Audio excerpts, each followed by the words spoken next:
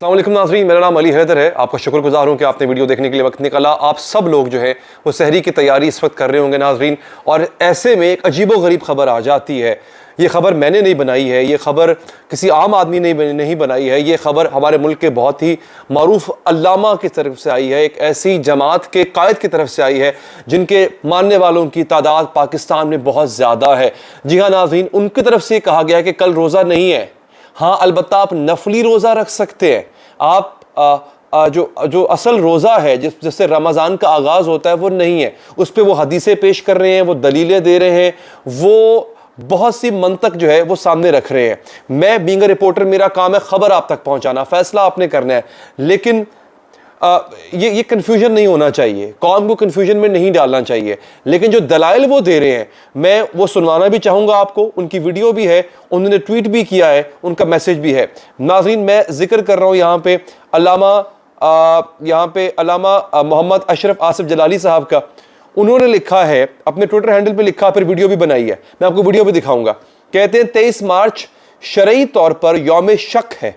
اس کی تراویح نہیں مگر اس میں خالص نفلی روزے کی نیت کی جائے.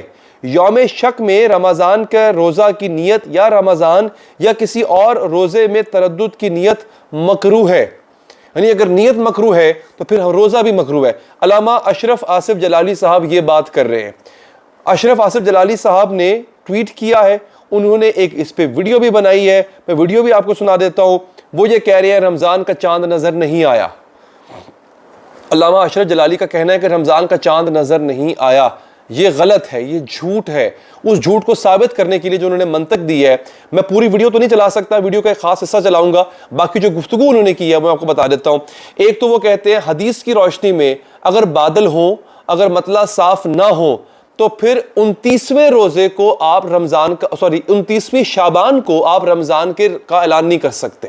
اگر 29 کو مطلع صاف نہ ہو, دوبارہ سن لیجئے, اگر 29 تاریخ کو مطلع صاف نہ ہو, اگر ابر آلود ہو, تو پھر آپ 29 شعبان کو چاند کا اعلان نہیں کر سکتے. اور شاید یہ جب اچانک رمضان کا جو اعلان کیا گیا, کئی لوگ مجھے مبارکباد دے رہے ہیں جناب اچانک رمضان مبارک ہو, رات کو تقریباً 10:30-11 بجے اعلان کیا جا رہا ہے, اور لوگوں نے اس میں بڑے تعجب کا اظہار کیا ہے کہ 8 بجے تک اعلان ہو جاتا ہوتا تھا آیا چاند نظر آیا یا نہیں آیا. یہ رات کو 11 بجے کون سا چاند نظر آیا؟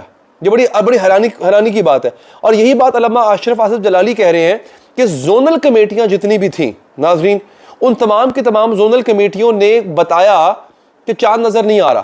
زونل کمیٹیاں کیا ہوتی ہیں؟ ایک ہوتی ہے مرکزی رویت ہلال کمیٹی جو کہ بالکل مرکز میں بیٹھ کے چاند دیکھ رہی ہوتی ہے. ایک ہوتی ہے ہر صوبے کی اپنی اپنی کمیٹی جو کہ چاند دیکھنے کے لیے بیٹھی ہوتی ہے. وہاں سے شہادتیں موصول ہوتی ہیں. مرکزی رویت ہلال کمیٹی خود بھی چاند دیکھتی ہے, سب کو میچ کیا جاتا ہے اور چاند کے ہونے یا نہ ہونے کا اعلان کیا جاتا ہے. اکارڈنگ ٹو اشرف آصف جلالی صاحب, جو زونل کمیٹیاں ہیں وہ کہہ رہی ہیں چاند نظر نہیں آیا. مرکزی کمیٹی بھی کہہ رہی ہے 8-9 بجے تک چاند نظر نہیں آیا, اچانک 11 بجے کہتی ہے چاند نظر آ گیا. بیٹھی بھی پشاور میں ہوئی ہے. اب میری بات سمجھے آپ. اب ایک اور دلیل وہ دے رہے ہیں علامہ اشرف آصف جلالی صاحب کہ انڈیا بنگلہ دیش میں چاند نظر نہیں آیا. انڈیا اور بنگلہ دیش عید کل نہیں کر رہے ہیں. ہم انڈیا کے بالکل ہمسائے ہیں, جسے کہتے ہیں نا پنجابی میں لاگے بیٹھے ہیں.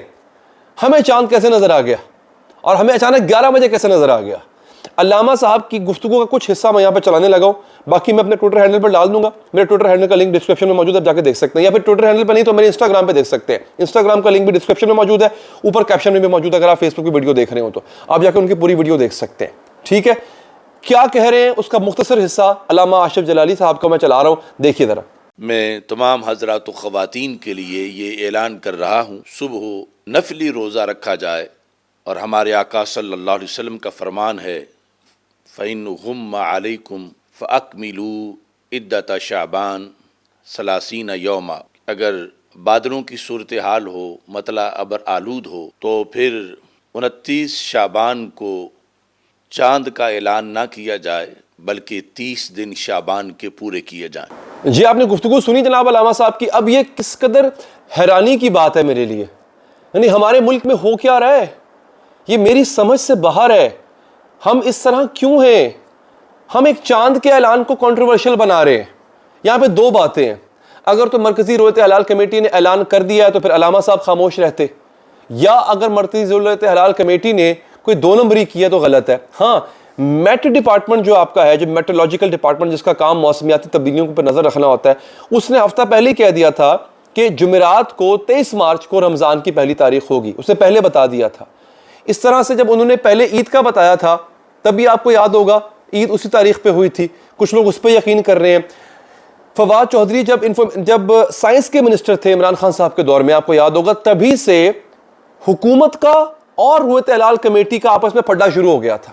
فواد چودھری صاحب کہا کرتے تھے کہ جناب یہ صرف بجٹ کھانے کے لیے بیٹھے ہوئے ہیں یہ علماء حضرات ہمارے. فواد چودھری صاحب کہتے تھے کہ یہ صرف اور صرف, مطلب ان کا کام کیا ہے, ان کو تو خود اینکیں لگی ہوئی, چاند کہاں سے دیکھیں گے, وہ یہ بات کیا کرتے تھے.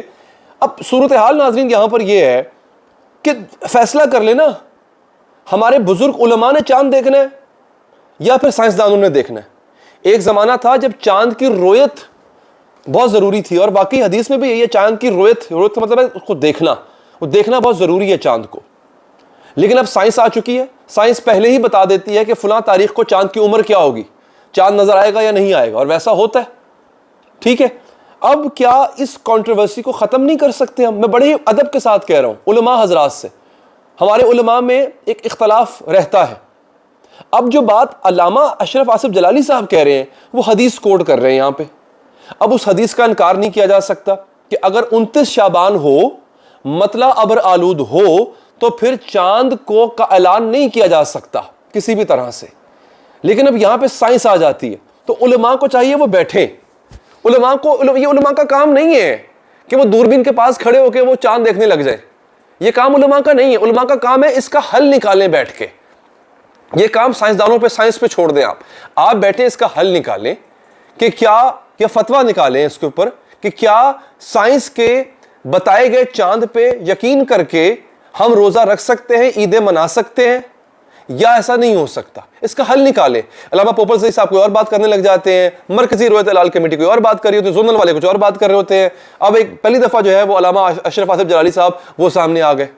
تو یہ سب کیا کر رہا ہے؟ تفرقہ پیدا کر رہا ہے. کتنے سال ہو گئے ہمارے ملک نے ایک ساتھ عید نہیں منائی ناظرین, ہم عید نہیں منا سکے. تو یہ کیا ہے؟ کوئی ایسا رمضان نہیں گزرتا, کوئی ایسی عید نہیں گزرتی جس میں پریشانی لاحق نہ ہو. اور اب یہ نئی پریشانی جو ہے اس کا آغاز کر دیا, اس کو لا کر کھڑا کر دیا گیا. میری سمجھ سے باہر ہے کہ کیا یہ ہو سکے گا یا نہیں ہو سکے گا. اب دیکھیں اللہ خیر کرے ناظرین. میں چاہتا ہوں آپ لوگوں تک خبر پہنچانا میں چاہتا تھا. آپ چینل کو سبسکرائبر پیج کو فالو کریں تاکہ اگر جو بھی اپڈیٹ اس کے حوالے سے آتی ہے آپ لوگوں کو موصول ہو جائے. مجھے دیجیے اجازت. اللہ نگہبان.